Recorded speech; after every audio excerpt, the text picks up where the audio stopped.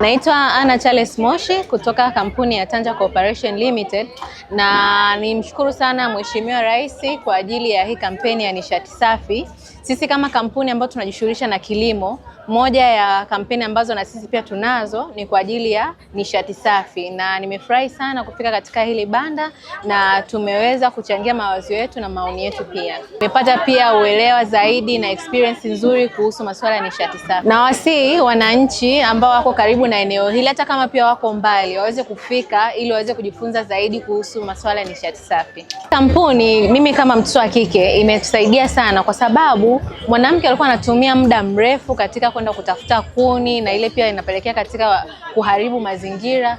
Ilikuwa limewekwa kalisali moja, unatumia uniti moja ya umeme. Kama kuna jiko umeliwasha ni 2200. Kwenye umeme inachukua 1000, inajitengenezea yenyewe 2200. Lakini kwa double plate sasa ni 2200 kwa 2200. Kwa hiyo inakuwa 4400. Kwa hiyo ukiwa umeliwasha jiko na kuruhusu lifanye kazi, linafanya kazi pale ambapo tu umeliwasha na kuliwekea sufuria, na moto wake unaishia pale ambapo sufuria imeishia. Hauwezi kusikia moto na umeme hamna unaoenda. Lakini pia hautaweza kufanya machaguo yoyote hapa kama hakuna sufuria hapa juu. Lakini nishati safi, kwanza tulivyoelekezwa tumeelewa vizuri na itawasaidia wanawake wengi.